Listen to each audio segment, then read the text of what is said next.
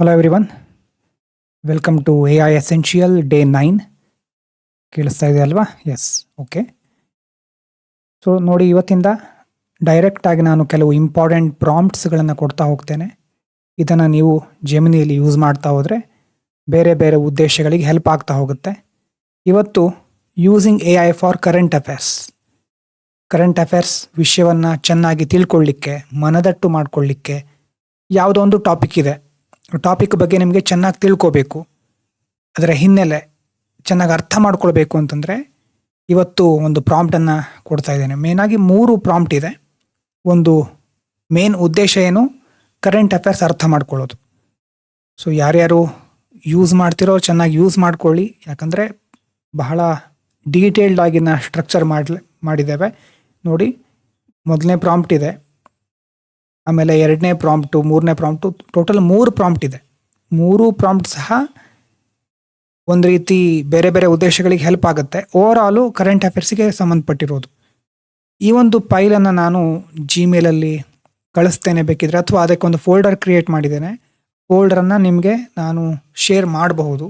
ಅದಕ್ಕೆ ನೀವೇನು ಮಾಡಬೇಕು, ಒಂದು ವೇಳೆ ನೀವು ಆಲ್ರೆಡಿ ಇಲ್ಲದೇ ಇದ್ದರೆ upscmindgame@gmail.com ಅದಕ್ಕೆ ನನಗೆ ಮೇಲ್ ಮಾಡಿ, ನಾನು 1 ಅಥವಾ 2 ದಿನದಲ್ಲಿ ರಿಪ್ಲೈ ಮಾಡ್ತೇನೆ. ನಿಮಗೆ ಆ ಫೋಲ್ಡರನ್ನು ಶೇರ್ ಮಾಡ್ತೇನೆ. ಓಕೆನಾ? ಸೊ ಪ್ರಾಂಪ್ಟ್ ಓದಬಹುದು ನೀವು. ಆಮೇಲೆ ಮೊದಲನೇ ಪ್ರಾಂಪ್ಟ್ ಏನು? GS ಅನ್ನು ಫೋಕಸ್ ಮಾಡಿ, multi dimensional analytical think tracker. ಇಲ್ಲಿ ನಾವೇನು ಮಾಡ್ತಾ ಇದ್ದೇವೆ?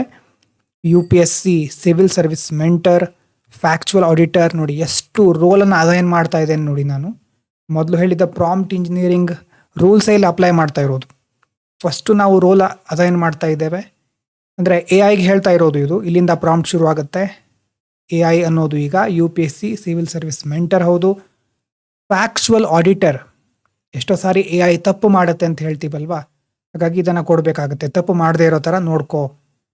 ಕಾಗ್ನೇಟಿವ್ ಲರ್ನಿಂಗ್ ಸ್ಪೆಷಲಿಸ್ಟ್, ಅಂದರೆ ಸೈಕಾಲಜಿಕಲಿ ಯಾವ ರೀತಿ ಆ ವಿಷಯವನ್ನು ಅರ್ಥ ಮಾಡಿಕೊಂಡ್ರೆ ಒಳ್ಳೆಯದು ಅಂತ AIಗೆ ನಾವು ಕೇಳ್ತಾ ಇದ್ದೇವೆ. ಆ ರೀತಿ ಅದು ನಮಗೆ ಉತ್ತರ ಕೊಡ್ತಾ ಹೋಗುತ್ತೆ. ನಾವೇನು ಮಾಡ್ತೇವೆ? I am going to provide you with a current affairs topic. ನೀವು ಆರ್ಟಿಕಲ್ ಟೆಕ್ಸ್ಟ್ ಇರಬಹುದು, ಅಥವಾ ಪಾಲಿಸಿ ಇಶ್ಯೂ ಇರಬಹುದು, ಏನೇ ಇರಬಹುದು ಅದು. Your task is to analyse it with 0 fluff, absolute analytical depth with 100% factual accuracy. ಇದನ್ನು ಕೊಡಬೇಕು ನಾವು ಫಸ್ಟು. ಅದರಲ್ಲಿ ಮುಗಿಲಿಲ್ಲ ಪ್ರಾಂಪ್ಟು. ಕನ್ಸ್ಟೆಂಟ್ ಕೊಡ್ತಾ ಇದ್ದೇವೆ. ಏನು ಕನ್ಸ್ಟೆಂಟ್? ನೆನಪು ಮಾಡ್ಕೊಳ್ಳಿ, ನಾನು ಪ್ರಾಂಪ್ಟ್ ಇಂಜಿನಿಯರಿಂಗ್ ಹೇಳಿದ್ದೆ. ಫ್ಯಾಕ್ಚುವಲ್ ಅಕ್ಯುರಸಿ, ಡೈರೆಕ್ಟ್ ಲ್ಯಾಂಗ್ವೇಜು, ಇದೆಲ್ಲ ಕನ್ಸ್ಟೆಂಟ್. ನೋಡಿ, ಹೆಲ್ಸಿನೇಟ್ ಮಾಡಬಾರ್ದು. If a fact, data point or constitutional provision is not explicitly verified or part of standard UPSC standard text or official sources explicitly state any limitations. ಅಂದರೆ ಅದಕ್ಕೆ ಹೇಳ್ತಾ ಇದ್ದೇವೆ, ಎಲ್ಲ ಸರಿಯಾಗಿರಬೇಕು, ಹೆಲ್ಸಿನೇಟ್ ಮಾಡಬಾರ್ದು. ಏನಾದರೂ ಲಿಮಿಟೇಷನ್ ಇದ್ದರೆ ನೀನೇ ಹೇಳು ಕರೆಕ್ಟಾಗಿ ಅಂತ ಅದಕ್ಕೆ ಹೇಳ್ತಾ ಇದ್ದೇವೆ ನಾವು. ಇನ್ನು ಡೈರೆಕ್ಟ್ ಲ್ಯಾಂಗ್ವೇಜ್ ಹೇಗಿರಬೇಕು ಅದರ ಬಗ್ಗೆ ಕೊಟ್ಟಿದ್ದೇವೆ. ರೆಸ್ಪಾನ್ಸ್ ಸ್ಟ್ರಕ್ಚರ್ ಇದೆ, ಅದನ್ನು ಸಹ ನೀವು ಬೇಕಿದ್ರೆ ಸ್ಟಡಿ ಮಾಡಬಹುದು, ಹೇಗೆ ಪ್ರಾಂಪ್ಟನ್ನು ರೆಡಿ ಮಾಡ್ತಾರೆ ಅಂತ. ಸಿಲೆಬಸ್, ಆ್ಯಂಕರ್, ಕೋರ್ ಕಂಟೆಂಟು ಯಾಕೆ ನ್ಯೂಸಲ್ಲಿದೆ, ಮತ್ತು ಮಲ್ಟಿ ಡೈಮೆನ್ಷನ್ ಅನಾಲಿಸಿಸ್ ಹೇಗೆ, ಎಲ್ಲವನ್ನು ಒಂದು ಪ್ರಾಂಪ್ಟಲ್ಲಿ ಇನ್ಕ್ಲೂಡ್ ಮಾಡಿದ್ದೇನೆ. ನೋಡಿ, ಇಲ್ಲಿ ಲಾಸ್ಟಲ್ಲಿ here is the topic or text to analyse ಅಂತ ಮುಂದೆ 2 ಕಾಲನ್ ಆದಮೇಲೆ ಇಲ್ಲಿ ನೋಡಿ, insert topic or paste article text here ಅಂತ ಇದೆಯಲ್ವಾ, ಇದನ್ನು ತೆಗೆದು ಇದರ ಬದಲು ನೀವು ಯಾವುದಾದ್ರೂ ಒಂದು ವಿಷಯವನ್ನು, ನಿಮಗೆ ಅರ್ಥ ಆಗದೇ ಇರೋ ವಿಷಯವನ್ನು ಇಲ್ಲಿ ಇನ್ಕ್ಲೂಡ್ ಮಾಡಬೇಕು, ಹಾಕಬೇಕು. ಆವಾಗ ಅದಕ್ಕೆ ಸಂಬಂಧಪಟ್ಟ ರೆಸ್ಪಾನ್ಸ್ ನಿಮಗೆ ಸಿಗುತ್ತೆ. ನಾನು ಒಂದು ಉದಾಹರಣೆ ತೋರಿಸ್ತೇನೆ.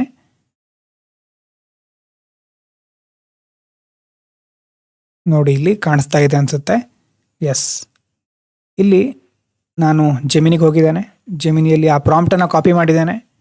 ಕಾಪಿ ಮಾಡಿ ಲಾಸ್ಟಲ್ಲಿ here is the technical current affairs topic or text ಅಂತ ಇದೆ.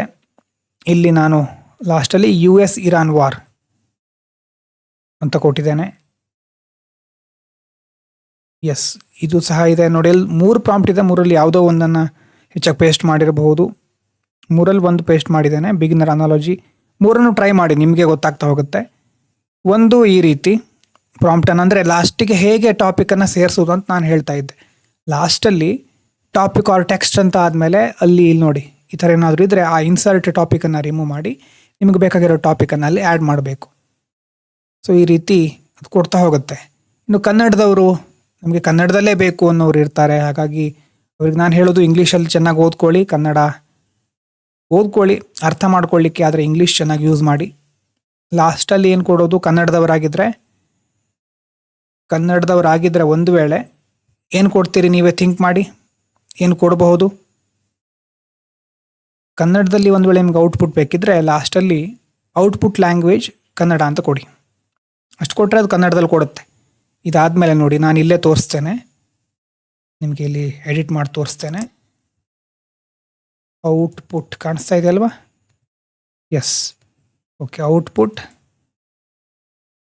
ಲ್ಯಾಂಗ್ವೇಜ್ ಕನ್ನಡ ಇಷ್ಟು ಕೊಟ್ಟೆ ನಾನು. ಓಕೆನಾ? ಅಪ್ಡೇಟ್. ಈಗ ನೋಡಿ ಅಲ್ಲಿ ಬರುತ್ತೆ, ಏನು ಹೇಳುತ್ತೆ ನೋಡೋಣ. ಎಸ್, UPSC ದೃಷ್ಟಿಕೋನದಿಂದ ಇದನ್ನು ಅರ್ಥ ಮಾಡ್ಕೊಳ್ಳೋದು ಮುಖ್ಯ. ಬಿಗಿನರ್ ಅನಾಲಜಿ, ಸರಳ ಉದಾಹರಣೆ ಹೇಗಿದೆ, ಕಥೆ ಥರದ ಎಕ್ಸ್ಪ್ಲೇನ್ ಮಾಡ್ತಾ ಹೋಗುತ್ತೆ. ಯಾವ ಬೇರೆ ಬೇರೆ ಕೋಚಿಂಗು ಎಲ್ಲೇ ಬೇಕಿದ್ರೂ ಎಲ್ಲಕ್ಕಿಂತ ನಿಮಗೆ ಬೇಕಾಗಿರೋ ರೀತಿ ನೀವು ಅರ್ಥ ಮಾಡ್ಕೋಬಹುದು. ಸೊ ಪ್ರತಿಯೊಂದನ್ನು ಬೇರೆಯವ್ರು ಬಂದು ಹೇಳ್ಕೊಡ್ತಾರೆ ಅಂತ ಯಾವತ್ತೂ ಕಾಯ್ತಾ ಕೂತ್ಕೋಬೇಡಿ. ಜಗತ್ತು ಬಹಳ ಮುಂದೆ ಹೋಗಿ ಆಗಿದೆ. ಸೊ ನೀವು ಮುಂದೆ ಬನ್ನಿ. ಕಾಸ್ ಆ್ಯಂಡ್ ಎಫೆಕ್ಟ್ ಚೈನು ಅಂದರೆ ಏನೇನಾಯಿತು, ಮತ್ತು ಸ್ವಯಂ ಮೌಲ್ಯಮಾಪನ ಮಾಡ್ಕೊಳ್ಳೋದಕ್ಕೆ ಸಂಬಂಧಪಟ್ಟ ಹಾಗೆ ಪ್ರಶ್ನೆ ಕೇಳುತ್ತೆ ಅದು. ಸೊ 3 ಪ್ರಾಂಪ್ಟ್ ಇದೆ, ಬಹಳ ಇಂಪಾರ್ಟೆಂಟ್ ಪ್ರಾಂಪ್ಟು. ನಾನು ನಿಮಗೆ ಇದರ ಮಹತ್ವ ನೀವು ಪ್ರತಿದಿನ ಯೂಸ್ ಮಾಡಿದರೆ ಗೊತ್ತಾಗುತ್ತೆ. 1-2 ದಿನ ಯೂಸ್ ಮಾಡಿ ಏನಾಗುತ್ತೆ ಇದರಿಂದ ಅಂತ ಬಿಡೋರಿಗೆ ಎಷ್ಟು ಚೆನ್ನಾಗಿರೋ ಪ್ರಾಂಪ್ಟ್ ಕೊಟ್ಟರು ಯೂಸ್ ಆಗೋದಿಲ್ಲ. ಕನ್ಸಿಸ್ಟೆಂಟಾಗಿ ಯೂಸ್ ಮಾಡಿ. ಯಾವತ್ತೂ ನಾನು ಹೇಳಿದ್ದೇನೆ, ಡೈರೆಕ್ಟಾಗಿ ಕಾಪಿ ಪೇಸ್ಟ್ ಮಾಡೋದಕ್ಕೆ AI ಬಳಸಬೇಡಿ, ಕಲೀಲಿಕ್ಕೆ ಬಳಸಿ ಅಂತ. ಸೊ ಮೊದಲನೇ ಪ್ರಾಂಪ್ಟು, ಆಮೇಲೆ 2ನೇ ಪ್ರಾಂಪ್ಟ್ ಇದೆ ಆ್ಯಕ್ಟಿವ್ ರಿಕಾಲ್ ಮತ್ತು ಮೇನ್ಸ್ ಆನ್ಸರ್ ಡ್ರಿಲ್ಲಿಗೋಸ್ಕರ. ಇದಾದಮೇಲೆ 3ನೇ ಪ್ರಾಂಪ್ಟ್ ಇನ್ನೊಂದಿದೆ ಸಿಂಪ್ಲಿಫೈರ್, ಈಗ ಲಾಸ್ಟ್ ಕೊಟ್ಟಿದ್ದು ಅದೇ. ಅಂದರೆ ಫೇಮ್ ಆ್ಯಂಡ್ ಟೆಕ್ನಿಕ್, ಅರ್ಥ ಆಗದೇ ಇದ್ದರೆ ಹೇಗೆ ನಾವು ಅರ್ಥ ಮಾಡ್ಕೊಳ್ಳೋದು ಒಂದು ಟಾಪಿಕನ್ನು ಅಂತ. ಸೊ ನೋಡಿ, ಅಂದರೆ ಹೇಗೆ ಯೂಸ್ ಮಾಡೋದು, ಡೈಲಿ ನ್ಯೂಸು, ಎಡಿಟೋರಿಯಲ್ ಅನಾಲಿಸಿಸ್ ಎಲ್ಲ ಇರ್ತಾವಲ್ವ, ಅದಕ್ಕೆ ಮೊದಲನೇ ಪ್ರಾಂಪ್ಟ್ ಕಾಪಿ ಮಾಡಿ ಜೆಮಿನಿಗೆ ಪೇಸ್ಟ್ ಮಾಡಿ, and then paste the text of editorial from the Hindu or Indian Express at the bottom. ಮೊದಲನೇ ಪ್ರಾಂಪ್ಟನ್ನು ಕೊಟ್ಟು ಪೇಸ್ಟ್ ಮಾಡಿ, ಎಟ್ ದ ಎಂಡಲ್ಲಿ ಎಡಿಟೋರಿಯಲ್ ಟೆಕ್ಸ್ಟನ್ನು ಕಾಪಿ ಮಾಡಬಹುದು. ಆ ರೀತಿ ನೀವು ಸಹ ಅರ್ಥ ಮಾಡ್ಕೋಬಹುದು. ವೀಕೆಂಡ್ ರಿವಿಷನಿಗೋಸ್ಕರ ಪ್ರಾಂಪ್ಟ್ 2, ಅದು ಆ್ಯಕ್ಟಿವ್ ರಿಕಾಲಿಗೆ ಸಂಬಂಧಪಟ್ಟಿದ್ದು. ಆ ಪ್ರಾಂಪ್ಟು ಯೂಸ್ ಮಾಡಿ. So on a topic you studied earlier in the week to test your memory retention and answer structure. ಲರ್ನಿಂಗಲ್ಲಿ ಏನು ಹೇಳಿದ್ದೆ, ಎಷ್ಟು ಟೆಸ್ಟ್ ತಗೊಳ್ತಿರೋ ಅಷ್ಟು ಒಳ್ಳೆಯದು, ಇಲ್ದಿದ್ರೆ ಯೂಸ್ ಇಲ್ಲ. ಇನ್ನು ಹಾರ್ಡ್ ಕನ್ಫ್ಯೂಸಿಂಗ್ ಟಾಪಿಕ್ಸಿಗೋಸ್ಕರ ಪ್ರಾಂಪ್ಟ್ 3 ಯೂಸ್ ಮಾಡಿ ಅಂತ. ಕರೆಂಟ್ ಅಫೇರ್ಸ್ ಟಾಪಿಕ್ ಅರ್ಥ ಆಗ್ತಿಲ್ಲ ಅಂತಂದರೆ 3ನೇ ಪ್ರಾಂಪ್ಟನ್ನು ಯೂಸ್ ಮಾಡಿ. ನೋಡಿ, ಒಂದು ಸಾರಿ ನೋಡಿ, ಪ್ರಾಂಪ್ಟ್ ಇಂಜಿನಿಯರಿಂಗ್ ಟೆಕ್ನಿಕ್ ಆಧಾರದ ಮೇಲೆ ನಾನು ಇದನ್ನು ಕೊಟ್ಟಿರೋದು. ಓಕೆನಾ? ಎಸ್, ಇಲ್ಲಿ ತೋರಿಸ್ತಾ ಇದ್ದೆ ನಾನು, ಅಲ್ಲಿ ನಿಮಗೆ ಅದು ಡಿಸೇಬಲ್ ಆಗಿರಬಹುದು. ಇಲ್ಲಿ ಲಾಸ್ಟಲ್ಲಿ ಕೊಟ್ಟಿದ್ದೇನೆ, ಈ PDF ಇದೆ. ಡೈಲಿ ನ್ಯೂಸು, ಎಡಿಟೋರಿಯಲ್ ಅನಾಲಿಸಿಸು, ಇದಕ್ಕೆ ಪ್ರಾಂಪ್ಟ್ 1, ವೀಕೆಂಡ್ ರಿವಿಷನಿಗೆ ಪ್ರಾಂಪ್ಟ್ 2, ಹಾರ್ಡ್ ಕನ್ಫ್ಯೂಸಿಂಗ್ ಟಾಪಿಕ್ಸಿಗೆ ಪ್ರಾಂಪ್ಟ್ 3. 3 ಪ್ರಾಂಪ್ಟ್ ಕೊಟ್ಟಿದ್ದೇನೆ ಮೇಲ್ಗಡೆ. ಯೂಸ್ ಮಾಡ್ಕೊಳ್ಳೋದು ನಿಮ್ಮ ಕೈಲಿದೆ, ನೀವು ಹೇಗೆ ಅದನ್ನು ಯೂಸ್ ಮಾಡ್ಕೊಳ್ತೀರಿ ನಿಮ್ಮ ಹತ್ರ ಇದೆ. ಓದೋದ್ರಿಂದ, ಸುಮ್ಮನೆ ಕ್ಲಾಸು ವಿಡಿಯೋ ನೋಡೋದ್ರಿಂದ ಎಫೆಕ್ಟಿವ್ ಆಗೋದಿಲ್ಲ. ಒಂದು ಸಾರಿ ಓದಿ, 2 ಸಾರಿ, 2-3 ಸಾರಿ ಓದಿ ಬೇಕಿದ್ರೆ. ಆದರೆ ಅದಾದ ಮೇಲೂ ನಿಮಗೆ ಮತ್ತೆ ಟಾಪಿಕನ್ನು ಓದಬೇಕು ಅಥವಾ ಆ ರೀತಿ ಪ್ಯಾಸಿವ್ ರಿವಿಷನ್ನಿಗೆ ಹೆಚ್ಚು ಮನಸ್ಸಾಗ್ತಾ ಇದೆ ಅಂದರೆ ದಯವಿಟ್ಟು ಎಚ್ಚೆತ್ಕೊಳ್ಳಿ. ಓಕೆನಾ? Thank you so much.